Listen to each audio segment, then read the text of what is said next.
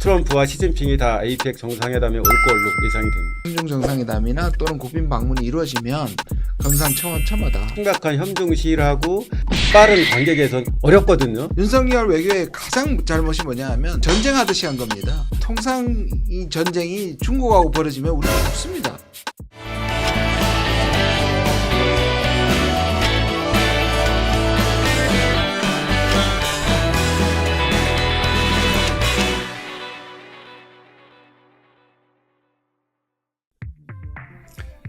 안녕하십니까. 지금은 경제 시청자 여러분, 국회의원 김태년입니다. 10월 말에 우리나라에서 큰 외교 이벤트가 있습니다. 에이펙이 경주에서 열리게 되는데요. 트럼프는 참석하는 것으로 지금 루비오가 거의 참석하는 걸로 다행입니다. 조셉윤 또 미국 대사 대리도 와서 한미 정상회담 할 거라고 그렇게 얘기했으니까. 시진핑인데요. 시진핑은 어제 우리 조현 외교부 장관이 왕이 외교부장 만나서 만난 이후에 이제 시진핑이 올 걸로 확신한다고 얘기를 하셨고, 또 왕이 외교부장이 10월 달에 한국에 오는 것으로 지금 보도가 되고 있거든요. 그걸 보면 시진핑의 방안을 염두에 두고 실무적인 사전 작업을 하기 위해서 왕이가 오는 거 아닌가, 그런 측면에서 보면 트럼프와 시진핑이 다 APEC 정상회담에 올 걸로 그렇게 예상이 됩니다. 왕이 부장이 오게 되면은 일종의 답사? 뭐 이런 성격도 좀 있겠죠. 실무적인 정상회담 조율 작업을 하는 거죠.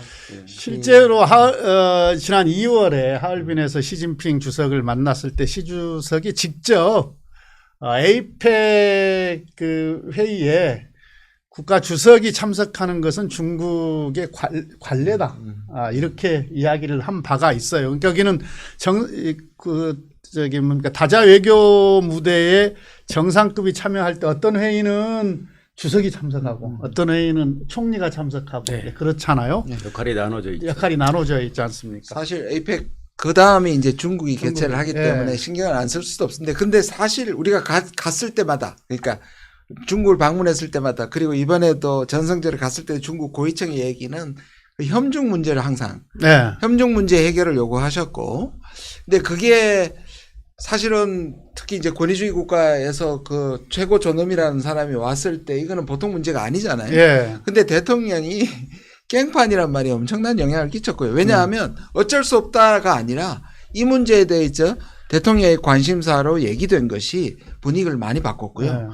그다음 두 번째는 우리 해경이 그 제주도에서 중국 70대 노인을 구한 것이, 이 미담이 중국에서 난리가 났습니다. 그러니까 이 부분도 분위기를 좋게 했고요.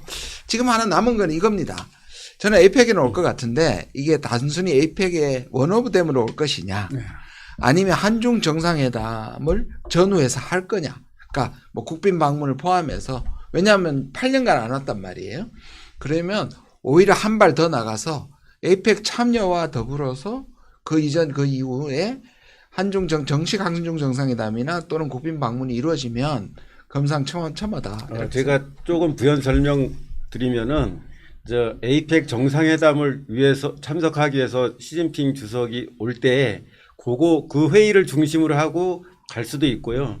그것과는 별개로 외교에서는 또 별도의 양자 방문을 할 수도 있습니다. 국빈 방문 같은 경우죠. 국빈 방문이 될 수도 있고 뭐 다른 방식의 방문이 될 수도 있는데, 다자회의 참석을 위한 방문과 양자 방문은 별개입니다. 그래서 시진핑 주석이 올 때 APEC 정상회의만 참석하는 건지, 아니면은 한국을 양자 방문하는 형식으로도 오는 건지, 그게 중요한 관전 포인트가 될 수 있죠. 주목할 부분입니다. 왕이를 만났을 때, 왕이 부장을 만났을 때, 이제 우리나라에서 이번에 시진핑 주석의 방한 시 국빈 방문을 해줬으면 좋겠다. 지금 몇 년째죠? 지금 11년 됐습니다. 11년 됐나요? 국빈 방문을 해줬으면 좋겠다. 이런 그 희망을 많이들 얘기를 했었잖아요. 그런데 왕이 부장이 한 번도 정식으로 초청장을 받은 적 없다. 이렇게 이야기를 했었어요. 제가 특보단 갔었을 때. 특사단 갔을 때. 특사단을 오래 하셨나 봐요. 특사단 갔을 때. 그 말의 의미를 한번 좀 새겨볼 필요는 있을 것 같습니다. 그런 양자 방문이 이루어지기 위해서는 예. 중국 측 입장에서 중국에서 항상 얘기하는 게 그거거든요. 조건과 환경이 필요하다. 그런 게 아까 그게 아까 김진영 의원이 말씀하신 뭐 반중 시위 명동에서 이렇게 대놓고 예. 아주 혐중 시위하는 이런 게 계속된다 그러면은 중국 입장에서는 아무래도 그런 식으로 주저되겠죠. 양자 방문은 예. 또 주저할 수밖에 없죠. 그리고 그 문제 반중 정서는 뭐 그건 괜찮은데 혐중 우리가 시위죠. 개선하기 위해서 노력은 해야 될 사안인데요. 실제로 이게 막 시위로 이어지는 문제와 관련해서는 되게 우려들을 많이 했어요. 왕이 부장을 만났을 때도 그랬고, 자오라지 상무위원장을 만났을 때도 그렇고, 그다음에 한정 부주석이나 딩쉐샹 뭡니까 부총리를 만났을 때도 이 문제는 다 지적을 했던 사안 아니겠습니까? 지금 이제 대통령의 지시사항도 이재명 대통령의 지시사항도 있고 그래서 지금 명동에는 진입을 하지 못하도록 조치는 취했는데 저는 이 문제는 더 강력한 어떤 조치가 필요하지 않나? 필요하면 입법을 새로 해서라도 그런 국익에 반하는 뭐 우리가 표현의 자유를 제한하자고 하는 게 아니니까요. 어쨌든 국익에 반하는 이런 시위는 근절할 수 있는 하지 못하도록 하는 어떤 조치는 필요하겠다. 그리고 현행법으로도 가능한 조치 있으면 최대한 해야 된다. 저는 그렇게 생각을 합니다. 맞습니다. 네. 이게 일종의 헤이트 스피치에다 혐중 시위잖아요. 반중 감정은 가질 수 있죠. 반미 감정도 있고 반일 정서, 반일 정서도 있는데 이게 소위 말하는 그 혐오가 가고 폭력적인 시위, 공격적 이런 걸로 조직화되는 것은 분명히 막아야 합니다. 특히 이제 중국의 경우는 공산당 일당 지도 체제이잖아요. 그리고 또 중국 사람들이 명동에 엄청나게 관광을 많이 오는데 거기서 아주 심각한 혐중 시위를 하고 그거를 거기 관광으로 온 중국 사람들이 보고 그 내용이 SNS를 통해서 중국 전체에 이게 확산되고 이런 상황 속에서 중국 입장에서는 우리와 아까 말씀하신 그런 양자 방문이라든지 또는 빠른 관계 개선 이런 거를 하기가 자기들 스스로도 부담되는 측면이 있기 때문에 대한민국 정부가 좀 더 노력을 해줬으면 좋겠다 하는 그러한 요구가 강했던 것 같습니다. 좀 다른 걸 이야기해 보죠. 그러니까 우리가 이제 뭐 이어진 이야기이기도 합니다. 한미일이 중국이 보기에 한미일이 가까워지는 이런 상황에서 중국이 좀 다소 서운해하는 경우도 있고요. 또 이런 이야기들을 해요. 쉽게 이야기해서 하여튼 미국 우선 중국 나중 이렇게 표현되는 것에 대해서 또 조금 뭐 그렇게 기분 좋아하지는 않는 것 같고요. 그리고 이제 무엇보다도 지난 윤 정부 3년 동안 제가 엉클어졌다 이런 표현을 썼는데 정말로 한중 관계가 엉클어졌지 않습니까? 그리고 지금 이것을 정상화해가는 과정인데 향후에 한중 관계 어떻게 풀어가야 될까요? 중국이 항상 얘기하는 게 있습니다. 한미 간의 특수 관계는 이해한다. 우리가 언제 미군에 여기 와서 활동까지 우리가 반대하냐. 그런데 왜 일본이냐는 거예요. 한미일이 저렇게 합치는 것과 그다음에 한반도가 중국 앞에 놓여 있는 항공모함이다. 전략적 유연성을 통해서 주한미군이 중국을 지키고 또 심지어 대만의 유사시에 한국과 일본이 개입되는 이런 부분에 대해서는 중국 이해할 수 없죠. 저는 그 부분에 대해서는 분명히 우리가 선을 지켜야 되고요. 그다음에 이제 사실 우리가 이 한반도를 중심으로 벌어지는 신냉전이 됐을 때 우리가 제일 손해거든요. 그렇다면 우리가 이 진영, 소위 말하는 진영이 확고하지 않았을 때 우리가 이 진영을 넘는 거를 많이 시도해야 된다. 다시 말해 한중, 한러, 이런 또는 우리가 육자회담 같이 뭔가 진영을 넘는 그러한 협의체단을 많이 세우는 것이 되게 중요하다고 저는 생각합니다. 예, 중국의 기본 시각은 이제 김준영 의원님이 말씀해 주셨고 이거를 우리가 한미 동맹 또 한미일 협력도 계속하면서 한중 관계를 좋게 하기 위한 노력이 필요한 건데 그것은 아까 말씀하신 대로 전승절 때 우리 국회의장님이 가신 거라든지 또는 한중 FTA 문제라든지 또는 혐중 시위 같은 걸 우리가 적절한 조치를 취한다든지 이런 노력을 중국 측이 좀 평가한다고 생각하고 또 다른 한편으로는 예를 들면 한중일 협력도 있거든요. 그런 걸 통해서 서로 협력을 해나간다면은 중국 입장에서는 우리에 대한 경계심이 조금은 누그러질 수 있지 않을까. 네, 그렇게 생각합니다. 그래서 그러면 한중일 FTA 빨리 해서 네. 미국의 이런 통상 압박에 대해서는 중요한 대안이 될 수 있습니다. 그 한중 FTA 말씀하셔서 네. 이번에 가서 이제 지난 특사단 또 특보단 그럴 뻔했어요. 특사단 갔을 때 상무부장하고 회의를 했는데요. 너무 한꺼번에 다 해결하려고 하지 말자.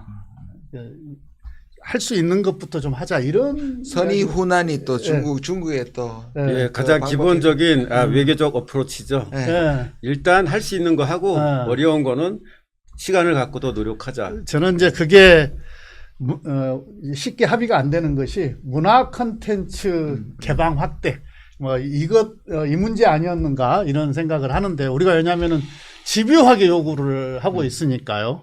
근데 이 문화 콘텐츠 개방 확대 쉽게 이야기해서 한한령 해제와 관련해서는 중국 쪽에서 많이 주저하고 있다는 어떤 인상을 받고 있습니다. 예, 지금 한중 간에 이제 2단계 FTA 협상하고 있는데 이제 서비스하고 투자 분야 개방 협상인데 말씀하신 대로 우리가 지금 강하게 그 문화 개방을 요구하고 있고 그게 지금 현재 남아 있는 가장 핵심 이슈로 알고 있습니다. 근데 중국 측에서는 그거를 이 단순한 문화 교류의 문제로 보지 않고 자기네 체제나 또는 이념과 관련된 그러한 이슈로 보고 있기 때문에 우리가 기대하는 만큼 한꺼번에 풀기는 어려울 것 같고 아마 이 문제에 있어서도 우리가 그런 현실을 인식하고 단계적으로 접근하는 그러한 방안을 생각하는 것도 해결 방안일 것 같습니다. 예. 그러니까 지금 이럴 때일수록 지금 이제 미중 전략 경쟁의 어떤 구조적 제약이 있긴 있습니다만은 이럴 때일수록 정말로 국익 중심의 실용주의 외교 노선 이게 이제 필요하지 않겠냐 이런 생각을 하고 제가 우리 같이 갔었는데요. 2023년도에 당시 우리 야당일 때예요. 당의 이제 경제특위 의원들이 한중 관계 아주 안 좋았을 때입니다. 그때 윤석열의 무슨 뭐 대만 관련 발언하고 막 이랬을 때. 그리고 싱하이밍이 당시 이재명 대표를 관제 초청해서 무리한 모습을 보여서 하여튼 우리 국내에서 굉장히 그래서 우리 기업들이 뭐 아주 걱정들이 많아서 그때 이제 민주당 의원들이 그 베이징을 방문해서 정부 당국뿐만이 아니라 중국 정부의 정책 결정에 있어서 중요한 역할을 하는 아주 중요한 싱크탱크들을 거의 다 만났지 않습니까? 그때 이구동성으로 하는 얘기가 아까 우리 말씀하셨던 거예요. 한미는 동맹인 것 안다. 그리고 한국과 미국은 매우 특수관계인 것도 잘 알고 있다. 그런데 그렇다고 해서 왜 한국이 중국과 못 지내야 되느냐, 중국과도 잘 지낼 수 있지 않느냐 이런 이야기들을 했었거든요. 지금도 그 입장은 뭐 중국이 갖고 있는 것 같아요. 그러니까 우리가 한미 관계는 한미 관계대로 잘 유지하고 발전시켜 나가더라도 또 중국은 중국대로 매우 우리 이웃하고 있는 중요한 국가고 안보적인 측면도 그렇지만 또 경제적인 측면에서 보더라도 우리가 공급망의 어떤 협력 이런 관계 속에서 매우 중요하지 않습니까? 예, 그래서 이 중국과의 관계도 계속 잘 유지하고 발전시켜 갈 필요가 있겠다. 뭐 그런. 예, 저도 제가 한중일 협력 업무를 좀 오래 했었는데 흔히 일본하고 우리를 많이 비교해요. 일본은 미국과 어떻게 지내고 중국과 어떻게 지내는데 우리는 왜 일본처럼 안 하냐 이런 얘기들을 많이 얘기하는데 일본과 우리는 처한 입장이 너무도 다르다. 우리는 정말 강대국도 아니고 4강 사이에 끼어 있는 나라고 일본은 중국과 이 지역에서 소위 주도권 싸움하는 나라인데 우리는 그런 위치도 아니기 때문에 일본의 국익과 우리의 국익은 많이 다르다. 그런 면에서 우리의 외교 정책은 일본과는 다른 측면이 있을 수밖에 없다. 그런 각도에서 우리가 접근해야 된다고 생각합니다. 우리가 보면 여기 진영 논리가 외교에도 들어가 가지고 친중과 친미로 나뉘어 가지고 얘기하는데요. 우리가 중국하고 미국보다 더 잘 지내자는 얘기가 아니라 중국을 어떤 면에서 관리하지 않으면 지금 통상 때문에 한미가 이러는데 만약에 통상 이 전쟁이 중국하고 벌어지면 우리 죽습니다. 그러니까 중국에 의존하고 있는 이 경제 구조가 얼마인데 그래서 오히려 중국을 잘 관리하는 게 국익에 맞는 거지. 이걸 중국과 미국 중에 하나를 선택한다고 보기 시작하면 우리는 큰일 납니다. 근데 중국은 관리 이런 용어를 좋아하지 않아요. 우리끼리 얘기니까요. 그러니까 우리끼리 얘기하는데 그래서 이렇게 중국을 그러니까 외교해야 됩니다. 불필요하게 자극하지 않도록 네. 그렇죠. 잘 조율하면서 그렇게 관계를 개선해갈 필요가 있을 것 같다 싶은데 아무튼 이번에 에이펙이라고 하는 외교 이벤트 이걸 잘 활용할 필요가 맞습니다. 있을 것 같아요. 중국의 정치 체제 특성상 어떤 최고위층, 즉 시 주석이 방한을 해서 양 정상 간의 어떤 아주 생산적인 회담이 이루어졌을 경우에 어떤 앞으로 이후의 어떤 한중 관계는 어떤 새로운 국면으로 전환될 수 있을 것이고 또 구체적으로 어떤 성과를 만들어낼 수 있지 않을까 이렇게 예측을 해봅니다. 예, 시 주석이 뭐 에이펙 정상회의에 오는 거는 그동안의 관례이기도 하지만 오는 거를 결정해서 실질적으로 온다면은 정말로 한중 관계를 좀 더 발전시키겠다는 중국 정부의 의지를 담아서 오는 것이라고 생각합니다. 그러니까 아까 신냉전 이렇게 가지 않을 것이다라고 이구동성으로 말씀을 하셨는데, 근데 이렇게 가지 않도록 우리가 잘 관리해가는 것도 또한 필요하지 않겠습니까? 우리 대한민국이 어떤 해법을 가지고 지금 이 변화하고 있는 이 국제 정세들을 헤쳐나가야 될지 마무리 겸 해서 한 말씀씩 해주십시오. 예, 그 사실 제일 좋은 거는 미국과도 잘 지내고 중국과도 잘 지내는 것이긴 한데 미중 간의 전략 경쟁이 갈수록 치열해지고 있기 때문에 그게 우리가 쉽게 그 방향으로 가기가 어렵거든요. 특히나 아직 본격적으로 부각되지 않았는데 이제 핵심적인 그런 민감한 사안으로 있는 게 소위 뭐 동맹의 현대화, 주한 미군의 역할에 대해서 지금 미국 측이 변화를 계속적으로 요구하고 있고 그게 아직까지는 잠재되어 있는 거거든요. 근데 오늘도 아침에 우리 국가안보실장님께서도 얘기했지만은 그런 문제에 있어서도 우리 국익 관점에서 우리의 중심을 잡고 미국과 논의를 해나가야 된다. 꼭 중국을 의식해서만이 아니더라도 주한미군은 예를 들면 가장 큰 목적이 북한의 위협으로부터 방어하기 위한 것이다. 그리고 향후에 한미동맹 또는 주한미군의 역할에 변화가 있다 하더라도 그거는 한미연합 방위태세를 굳건히 하고 우리 대한민국의 안보를 튼튼히 하는 쪽으로 가야 된다 하는 확고한 그런 입장을 가지고 해야 된다. 그렇게 해야 우리의 국익도 지키면서 또 이런 미중 간의 전략 경쟁 사이에서 중국과의 관계도 불필요하게 악화되지 않고 좋은 관계로 갈 수 있지 않나 이렇게 생각합니다. 신냉전적인 면이 조금 없지는 않지만 지금의 세계 질서는 다극화로 가고 있습니다. 네. 미국의 패권이 하락하고 있고 그다음에 중국과 미국은 옛날 미국과 소련과는 달리 워낙 얽혀 있어서 옛날 같은 이념의 싸움이 될 수 없기 때문에요. 저는 이게 우리한테는 분명히 어려운 그 선택이지만 이럴수록 외교는 다변화해야 된다. 윤석열 외교의 가장 잘못이 뭐냐 하면 이걸 전쟁하듯이 한 겁니다. 적대 국가 진영하고 그다음에 친한 국가들하고 결국 일본하고 미국밖에 외교를 하지 않았습니다. 우리나라 같은 경우에는 오히려 이 글로벌 사우스를 포함해서 외교 다변화해야 된다 이게 하나고요. 두 번째는 결국 남북이 평화 공존을 하지 않으면 우리한테는 신냉전에 이 아니더라도 우리는 어떤 면에서 신냉전 상황이 되어버립니다. 전 세계는 다각화가 되는데 요 동북아의 남북한은 우리가 그러니까 이런 면에서 어떻게든지 남북 평화 공존이 우리 외교가 힘을 뺄 수 있는 뻗칠 수 있는 가장 중요한 조건이기 때문에 이 부분도 좀 신경을 쓰고 노력해야 된다고 생각합니다. 지금은 이 불확실성 이게 뉴노멀이 돼버린 시대 같아요. 더더욱이나 미국의 트럼프 같은 이상한 지도자가 등장함으로써 무슨 깡패 같아요. 예, 그 한미 통상협상에서 미국이 요구하는 그런 내용을 보면은 예측을 할 수가 없으니까.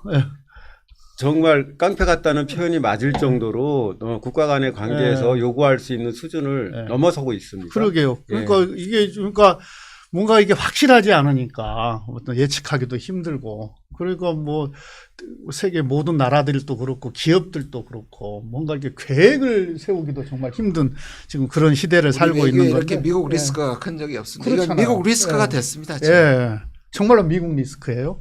아무튼 이럴 때일수록 원칙은 단단하게 지키고, 그러나 또 방법은 유연하게, 또 균형 있게 매우 실용적으로, 또 외교 다변화도 실현해 가면서 어떤 국익을 잘 챙기는 이런 외교 전략이 필요할 때 아닌가 이렇게 생각을 합니다. 지금은 경제 이것으로 마치도록 하겠습니다. 감사합니다. 감사합니다.